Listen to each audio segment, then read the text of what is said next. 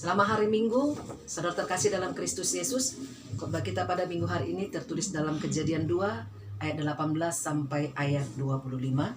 Demikian firman Tuhan, saya akan membacanya buat kita.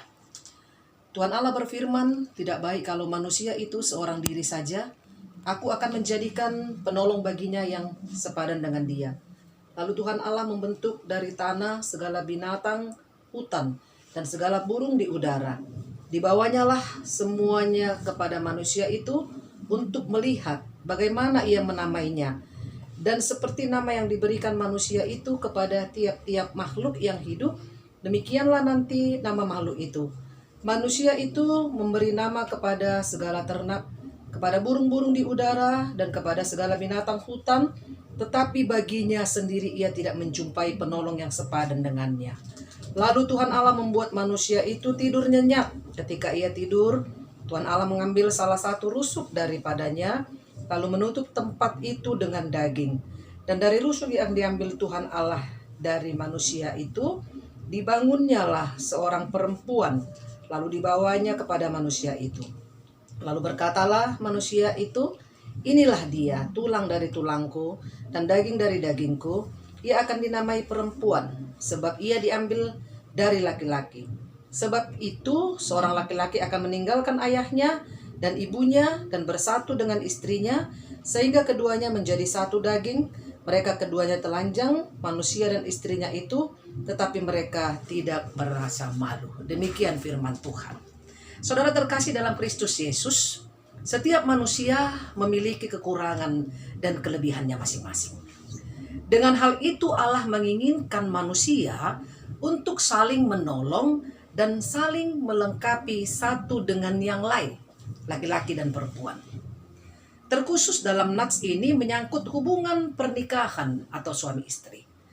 Dalam nats ini, firman Allah ingin mengingatkan kita agar kita sadar bahwa kita adalah manusia yang memiliki keterbatasan, dan oleh karena itu secara jujur harus kita akui bahwa kita perlu penolong untuk melengkapi keterbatasan kita, sehingga kita dapat bersatu dan tolong-menolong untuk melayani Tuhan.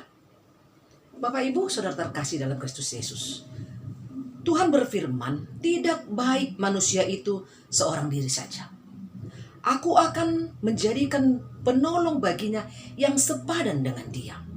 Artinya, ketidakadaan seorang pendamping atau perempuan di sisi Adam membuat keadaan Adam menjadi sesuatu yang tidak baik, menjadi sesuatu yang tidak sempurna untuk mewujudkan rancangan Allah terhadap manusia, yaitu agar manusia beranak cucu dan bertambah banyak untuk memenuhi bumi, dan agar mereka memelihara dan berkuasa atas ikan-ikan di laut dan burung-burung di udara. Sesuai dengan Kejadian 1 ayat 28. Tidak baik manusia seorang diri saja. Artinya manusia itu butuh penolong dan butuh pendamping atau butuh orang lain. Dalam hal ini Tuhan melihat bahwa manusia seorang diri ia merasakan kesepian, sehingga Tuhan berinisiatif untuk menjadikan atau memberi penolong kepadanya. Kalau di sini tadi dikatakan penolong yang sepadan. Pangurupi bahen donganna.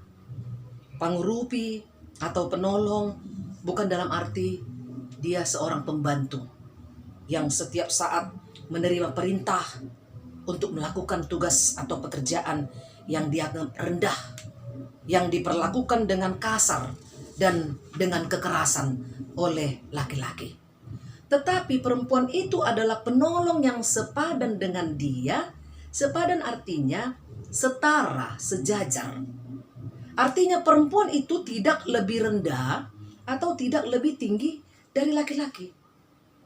Penolong yang sepadan dengan dia, atau dikatakan ezer, artinya cocok, sejodoh, klop dia. Itulah yang sepadan. Seseorang yang dapat membantu, memberi semangat, seseorang yang dapat melengkapi kekurangan dari orang yang dibantunya. Mereka punya kelebihan dan kekurangan masing-masing. Dan karena itu mereka harus saling menolong dan saling melengkapi. Jadi kita lihat perempuan itu sangat penting sebagai penolong. Perempuan itu sebagai penolong memiliki tugas fungsi yang berbeda untuk saling melengkapi. Sehingga laki-laki dan perempuan merupakan pasangan yang saling melengkapi satu dengan yang lain. Saudara terkasih dalam Kristus Yesus, ketika Allah membentuk dari tanah segala binatang hutan dan burung di udara, Allah membawanya kepada manusia itu untuk dilihatnya dan untuk menamai binatang yang telah diciptakan oleh Allah, yaitu burung-burung di udara dan segala binatang yang di hutan. Dia bawa itu kepada manusia, kepada Adam. Kemudian Allah memberikan kepada dia wewenang untuk menamainya. Namun saat Adam melihat dan menamai burung-burung di udara dan segala binatang di hutan, mungkin ia melihat juga, siapa tahu di sini aku menemukan penolong yang cocok untukku. Siapa tahu di antara ciptaan Tuhan ini aku melihat yang pantas untuk pendampingku. Ternyata baginya sendiri ia tidak menemukan, tidak menjumpai penolong yang sepadan dengan dia. Tidak ada. Dan Allah melihat keresahan Adam ketika ia tidak menjumpai pendampingnya, tidak menjumpai seorang yang akan menemani kesendiriannya, maka Allah sendiri hadir sebagai penolong, pemberi solusi.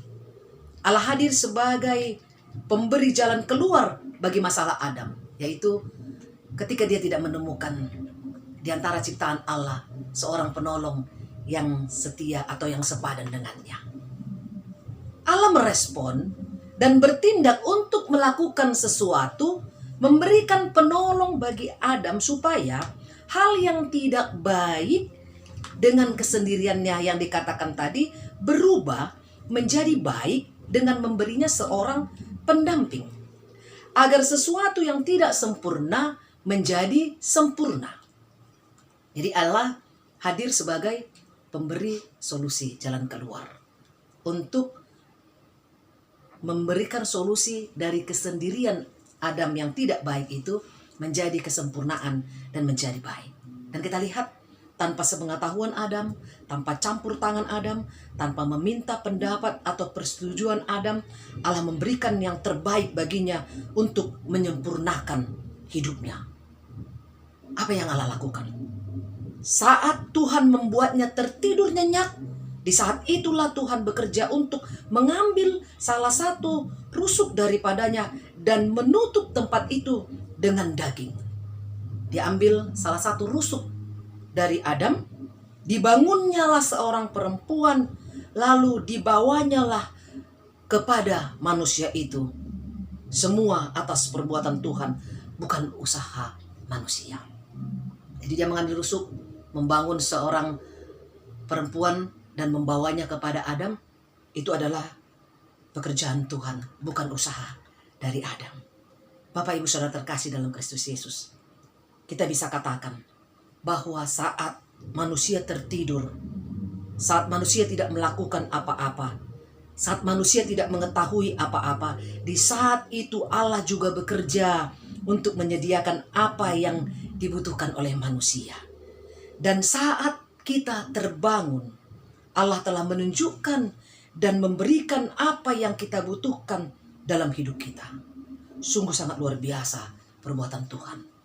Kita tidak menyangka ketika kita tertidur, ketika kita tidak melakukan apa-apa, Tuhan menyediakan apa yang kita butuhkan.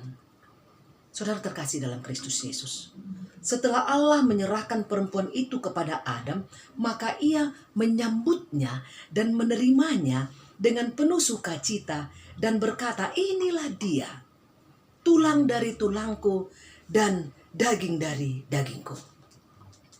Dia akan dinamai perempuan sebab ia diambil dari laki-laki. Dia menyambutnya dengan sukacita.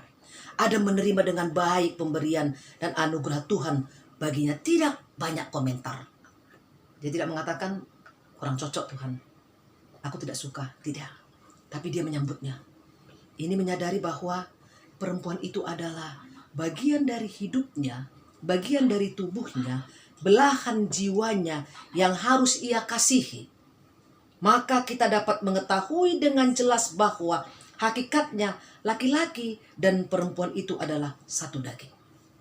Mereka adalah satu daging. Karena laki-laki dan perempuan itu satu daging, maka laki-laki harus mengasihi perempuan tersebut seperti dirinya sendiri. Laki-laki jangan memandang rendah perempuan. Jangan menyakitinya. Jangan mengkhianatinya. Dan harus membimbingnya dalam segala kelemahan dan kekurangannya.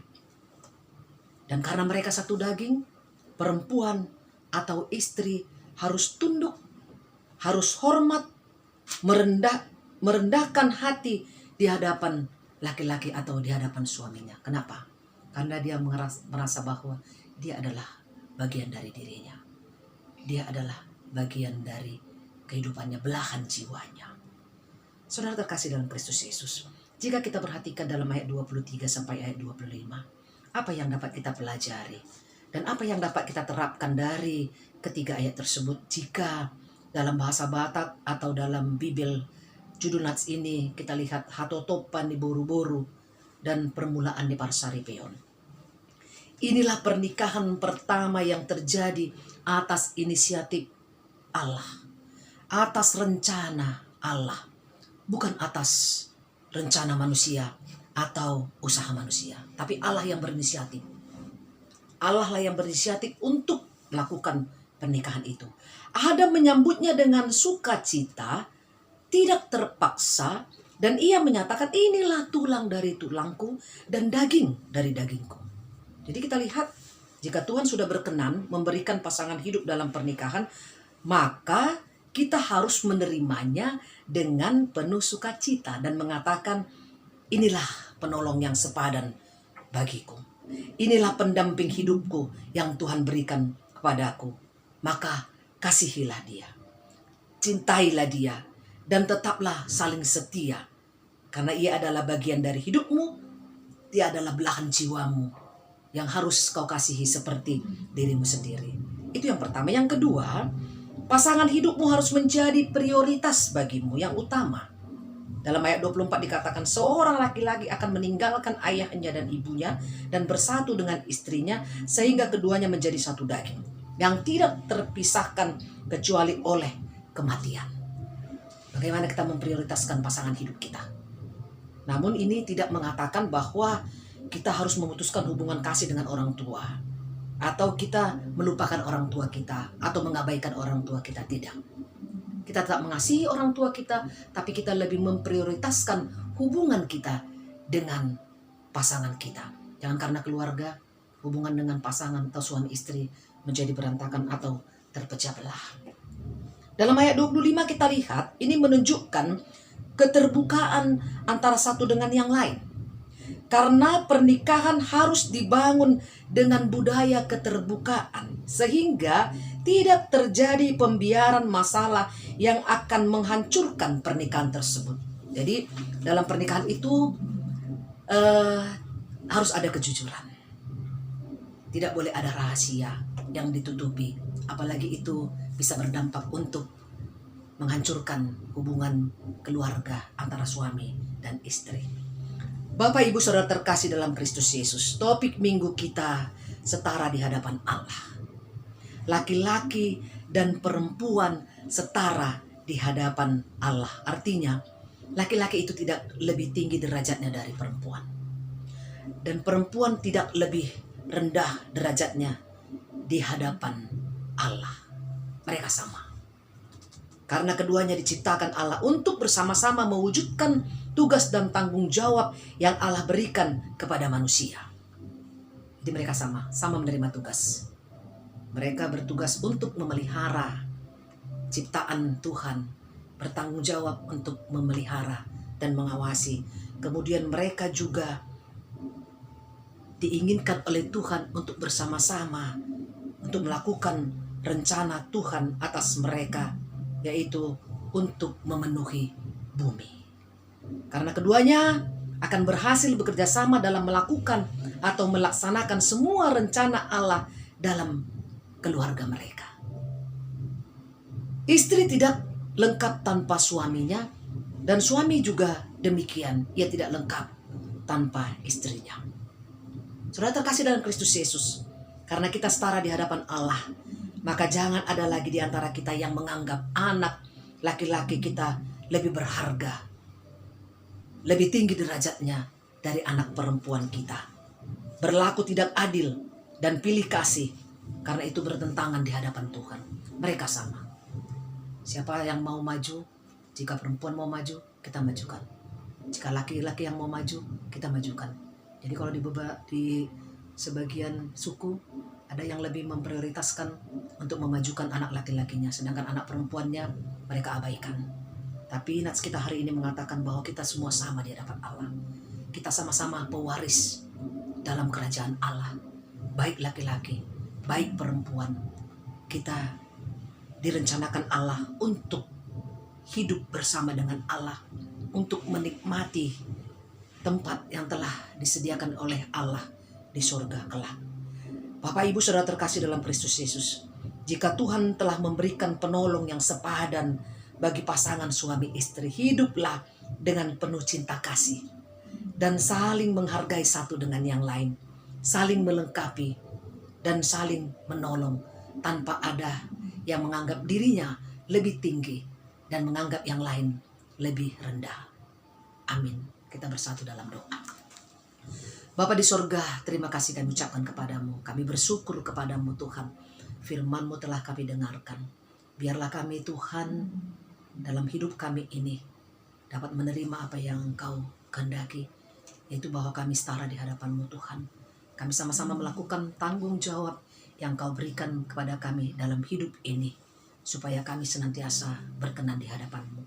Terima kasih Tuhan. Dalam nama anak-Mu Tuhan Yesus Kristus, kami berdoa dan mengucap syukur kepadamu. Amin.